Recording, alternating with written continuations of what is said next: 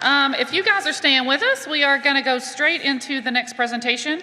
This is a presentation by Post Oak Savannah, who is elevating data management to improve a GCD's operations.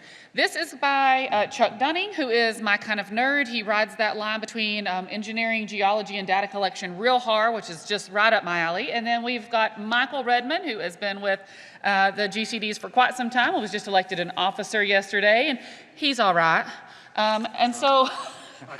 We are going to let them talk about that, and we are going to once more thank North Texas GCD for lunch, and then we are going to have a bunch of sponsors that are going to celebrate a break with us this afternoon with popcorn, EcoKai, Edwards Aquifer Authority, McElroy, Sullivan Miller, and Weber LLP. And that is going to give us, turn it over to Michael or Charles first. Michael first. Thank you, Amy. All right. Again, my name is Michael Redmond. I'm with Post Oak Savannah Groundwater Conservation District. I'm the regulatory compliance. And then I'll be co-presenting this with Charles Dunning with Well Intel. So first things first, we're going to take a little time to go back in time for the groundwater district and see where we were with our monitoring network, where we are now, and why we needed to get our data into consolidation and usable. And that's one of the things that was really important for our board. So, first thing, we needed an urgent need for reliable decision-making data driven by, and everybody's experiencing it right now, rapid growth. We have huge growth in Milam and Burleson County, and because of that, a lot of the data that we were getting as far as monitoring goes, we were just adding monitoring wells, which I will cover here in a little bit. And then, of course, our groundwater export projects. If anybody hasn't heard of Vista Ridge, that's coming straight out of our district in Burleson County. And then we also have another export project in Milam County. So we were getting lots and lots of data and trying to establish baseline data prior to a majority of these export projects kicking off. The data management that we currently have was a little complicated. We actually had three types of district monitoring. We had our manual measurements, we had well intel measurements, and then we had some HydroView managements or monitoring devices as well. And then we had our two big permittees that were doing their own monitoring. And so eventually what boiled over was the board made the decision to start combining all this data into a usable format for the public. And significant staff time was devoted to responding to the request of local stakeholders for data information. And you'll see why here in a few minutes. So, taking a step back in time to 2015, we only had 23 Carrizo wells that we were monitoring, and we had a total of 85 monitoring wells across the district. And this map just illustrates where those locations were. In 2018, we contracted with Well Intel and established the first Well Intel system within our district. And really what that was we were trying to start gathering baseline data prior to Vista Ridge production. Vista Ridge production fired up in 2019. So we started doing some modeling and predictive modeling and developed our GANA, which is our Groundwater Annual Needs Assessment report, which looks at what impacts are going to happen in the future based off of regional pumping and what wells are going to be impacted and whether or not we can jump out in front of these impacts and start assisting these landowners in lowering their pumps or even in worst case scenarios drilling new wells. And then also we wanted to establish baseline for areas that were already being impacted and we weren't necessarily sure why. So where we are in 2025, just for the Carrizo, since 2015, we've added over 118 monitor wells, and that's all really brought on by our Groundwater Assistance Program, or GWAP.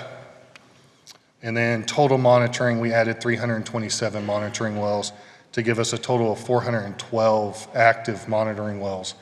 We actually have two types of monitoring wells. We have an active monitoring well, but we also have passive monitoring wells. And so our passive is more like the neighbor across the street saw us monitoring somebody's well, and so they asked that we come out and monitor their well, so we may only get them once a year, whereas our active we're getting three times a year.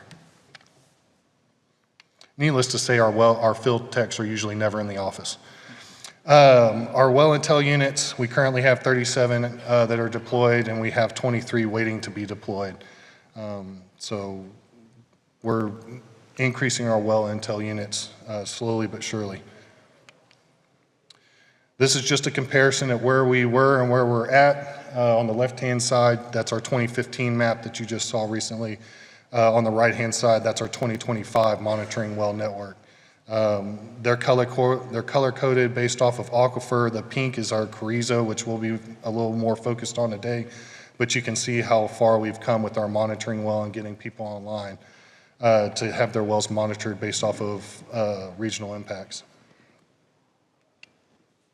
So, the motivation for improvement in 2024, the board directed staff to work with Well Intel to develop a tool that literally takes all of our monitoring data and puts it into one centralized database and is usable for the public. That was the big thing, was making the data usable for the public. Some of the data that we had from some of our larger permittees, the only way you could do it was through public information request. And so our board felt that at this time now, we need to make that usable to the public to where they don't have to constantly send in public information requests. They can go in and strictly look at certain information, which is basically transparency there. We also wanted to streamline data collection efforts. Since our field techs are out on the road all the time, I believe one of them we hardly see but maybe once a month, we wanted to be able to alleviate some of the pressures of constantly going out and checking some of those wells. And so we want to increase our well intel network so that way some of the field techs could possibly get off of some of those wells and go and do other things like investigations that we have popping up and meeting with local landowners to potentially monitor other wells. And then, of course, data consolidation. Transparency, again, it allows, so on the public side, this allows users to go onto our website, which Chuck will showcase later. It allows users to go onto our website and pull up a set specific of wells. These wells are picked by the district. If you want us to look at other trend lines or trends, we can go in and change those on the back end so that way it pulls up the different information. But it allows users to go in and actually look at multiple wells across the district and actually develop a trend line that between those wells. And like I said, Chuck will go over this later. Streamlining data collection, of course, improves efficiency on the staff, so it frees them up. Instead of constantly going out to look at monitor wells, it frees them up and gives them the time to go out and do other things such as violations, or I've even been talking about starting up a well, and now the words have left me, but well inspections, being able to go out and do well inspections and actually do a pre-inspection and a post-inspection. And so hopefully the streamlining effort will free up some of our field techs to be able to go do that. And then, of course, data management consolidation. So again, Vista Ridge, they were submitting their data to us in Excel sheets, and the only way that the public had access to it was through public information request. This tool that we've developed with Well Intel takes all of that data, and it's over 1 million points of data just on Vista Ridge alone, and incorporates it into this tool. So you can look at it either for just 1 year, or you can look at it for the whole entirety of the project. Sandow Lakes Ranch actually installed Well Intel on their monitoring wells. They have a monitoring plan with us, and so that's one of the requirements is they have to install monitoring equipment on those wells. And so the cool thing about that is since they're with Well Intel, their information is automatically incorporated into the tool. And then, of course, we took all of our manual measurements, all of our transducers, and again, the Well Intel systems, and merged them into this database where everybody could have access to it.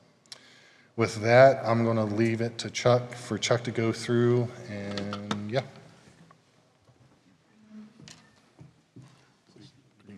Big green button. Thank you, Michael. Good afternoon, everyone. Thank you, Amy, and I'm honored to be in your geek gang. Thank you. It's always good to know. So yes, the particulars of enhancing data management can be as varied and unique as any of the monitoring needs of any of the 100 Texas groundwater conservation districts. So for Post Oak Savannah, and I'm starting here with Michael's last point, the consolidation was a major part of what we undertook with them. So this slide shows a map of the district area, and what we're showing here are the wells whose data were available initially in the Well-Intel water data system.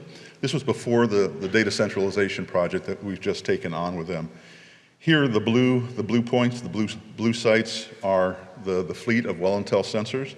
The yellow locations are just a subset of the historical manual measurements that the district has been collecting.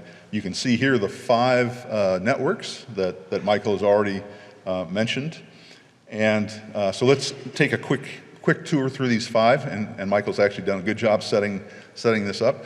The first of the 3 that are managed by the district is the Well-Intel network, acoustic sensor, continuous data, cloud-based, real-time.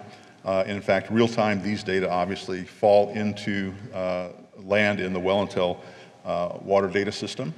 The second being the manual sites. Here, obviously, the levels are measured by E-tape or steel tape.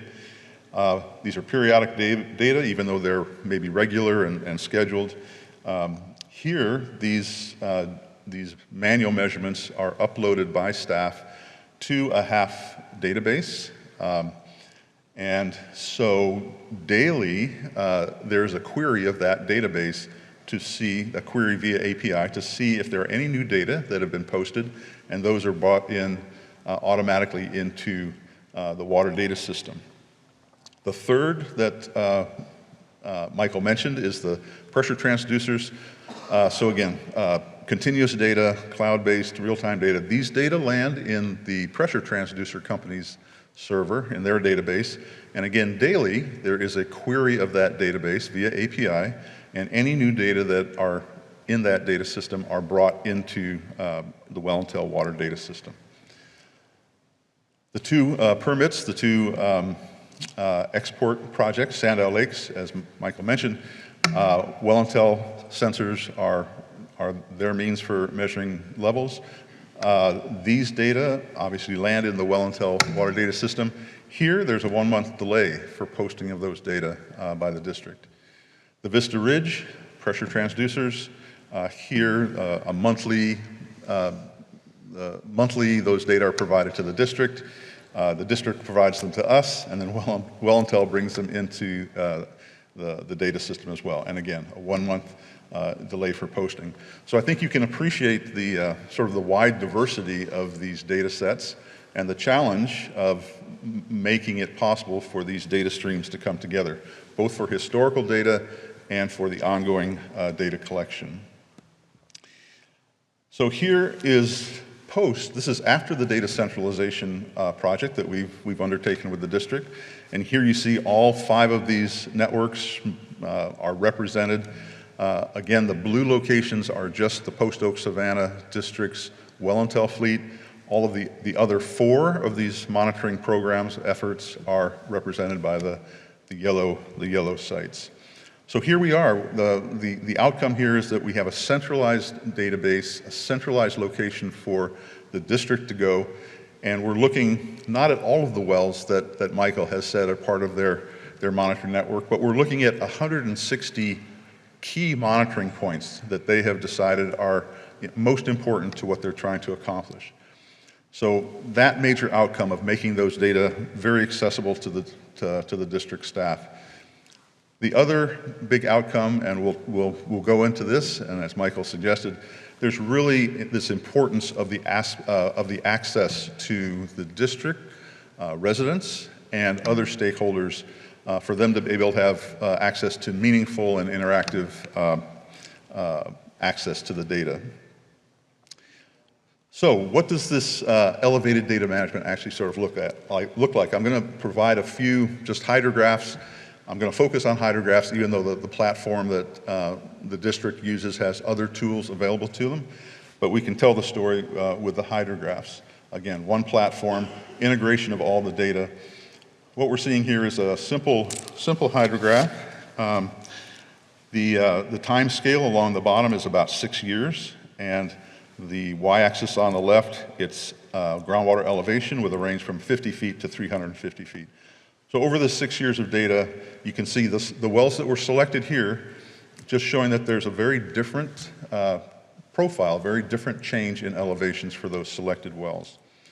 I'm going to zoom into the upper right of this figure, and you can see that for this view, all 5 of those networks have been selected, so that means all 160 of those wells are available for this kind of sort of simple comparison well over well.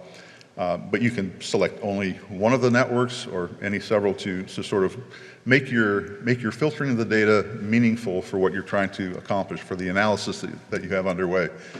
The other thing to note here is that you can see that you can filter by wells. So we were looking at individual wells, and that's often how we work, but there's also the option for groups. You can select groups, and we'll talk about groups when we get into the public aspect here. But the groups are something that the district defines. That group can be for anything meaningful to the way that they want to look at data. It can be based on the aquifer of completion. It can be related to the location. It can be related to some aspect of well construction or even the driller, the installer. So those groups can really play an important point here. Another hydrograph here, this is data that are collected March, April, and May of this year. The y-axis is about 25 feet depth of water. And what I'm trying to show here, or what I want to bring forward, is the value of acoustic measurements when it comes to their efficiency and their value with submersible pump wells. And that can be residential wells. Almost any residential well, farm well, water supply well can be a very good candidate for monitoring. And with that, the district very cost-effectively can expand its network, and in fact can expand its network in places where there's the possibility of high water withdrawals having an impact on wells. So what we're showing here is just the trend over these 3 months of non-pumping data. So even there's not a lot of change, but you can see that there's that change in saturated thickness. But if I select, in addition to the timed readings, if I select pumping data, as I do here, you can see that we've highlighted all the pumping-related data that are part of this data set, and now you see pumping events that have been collected over this period of time. So both the static, the saturated thickness of the resource, and then with the pumping data, individually or collectively starting to get insight into local aquifer characteristics. There's a closer view of one of the pumping events. So we won't spend time on this one, but this is just one other way to look at data. And again, you can choose which networks you want to include, which wells you want to include, or groups. And here, this is just normalized to a 0 value of elevation on a particular point, and you're just looking at how those individual wells, those selected wells, are changing over time relative to each other. So these kinds of streamlined data access and visualizations are important for the efficiency that Michael has mentioned. The board has access to this, hands-on, unrestricted access to these kinds of data and information as well. So we're going to go from sort of looking at the data, the enhanced data management side of it, to actually looking at some of the outcomes. And so this first one is around compliance. So with this data centralization, water level data that are required of the permits can now regularly and automatically be brought into the platform. So essentially, Michael and the district can do sort of continuous compliance assessment. These are the 2 export projects that Michael mentioned, Sandow Lakes Ranch and Vista Ridge. Put a hydrograph here of wells from Vista Ridge. And this is actually May data, May 2025 data. with a 100-foot range on the y-axis, and showing how these data can be brought in, and as I say, almost in real time based on when these data are delivered. Michael can look at these data, look at these plots, and essentially in the data be able to recognize and confirm that any pumping patterns or changes are consistent with whatever the permitting requires. So making that much more efficient for his work. So, and that leads into enhanced internal and other regulatory reporting. So I'm not fully qualified to talk to this slide, so Michael's going to speak to this real quickly. Hand it to you, Michael. All right. So as the title suggests, the Opmin and Well Intel tool, the district got a grant a while back from the Bureau of Reclamation to build a new model, to build a new model to look at more localized impacts to the groundwater resources in the district. And so one of the discussions by the board was whether or not this tool that was being developed by Well Intel would be used to develop DFCs or any kind of compliance or anything of that nature. And so what we decided was, no, that's what we're building the Opmin for, that's what we got the grant for. And so we're going to use the Well Intel tool to kind of be its backup, and it will walk hand in hand with the Opmin tool and make sure that whatever we're getting out of the Opmin, Well Intel is also replicating that same kind of data.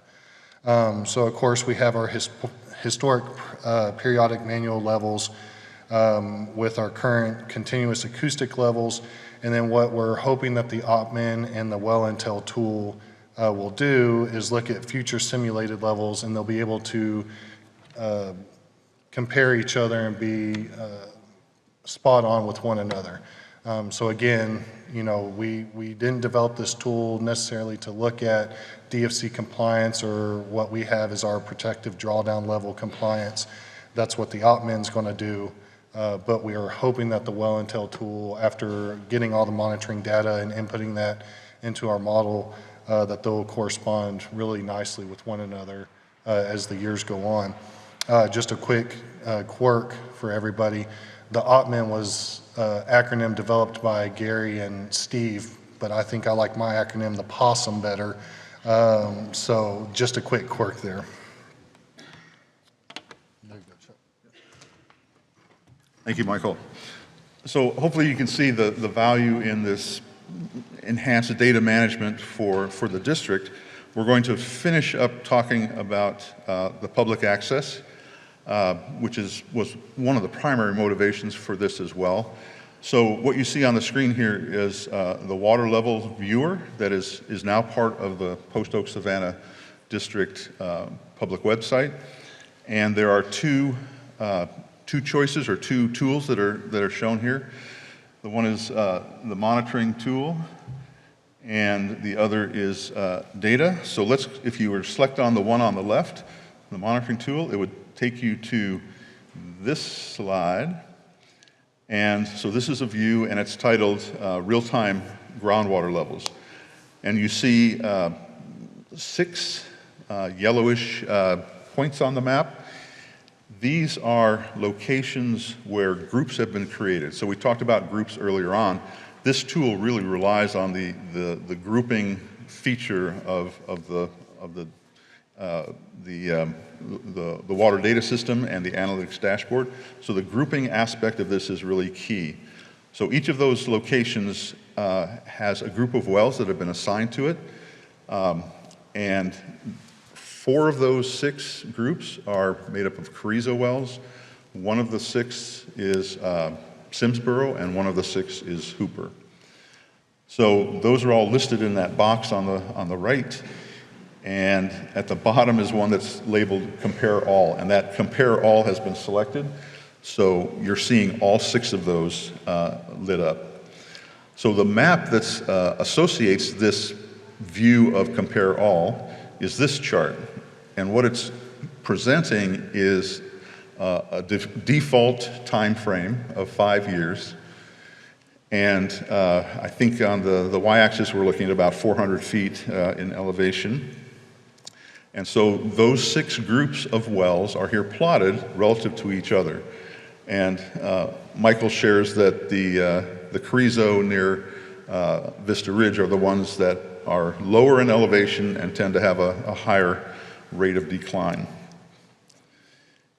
If you were to select just one of those groups, as we've done here, this is a Carrizo across the region, so now you see that there's just one group that's illuminated, and the plot that is associated with that group is shown here. Again, the solid line is showing the trend of that group with the defined wells. This group is made up of 8 wells that go into making that trend line. And of those 8, 6 wells are with manual measurements. One is pressure transducer data set, and one is a acoustic data set. So this kind of brings home that whole idea about that data centralization. Without that data centralization, the district would not have been able to select these groups of wells, or this group of wells, define this group of wells to try to represent this part of the aquifer. And there's ways to download those plots, download the data in ways that are meaningful. And again, this is really a really wonderful way to engage the public and really sort of elevate the relation of the district with the public. The second tool, which we'll end up with here, is simply downloading raw data. So if you've got a well name of interest or a group, you can do it by group as well. You have the ability to select that, select the time interval, and pull those data down for whatever use you need offsite. I know you can't read that, so I'm going to just show you a couple. So this is Post Oak. The well is PO 25M. It's a manual measurement well, and showing the number of readings and the time range that they're available. Post Oak 53P, so this is a pressure transducer data set. Again, the number of readings and the range that those data are available, and an acoustic.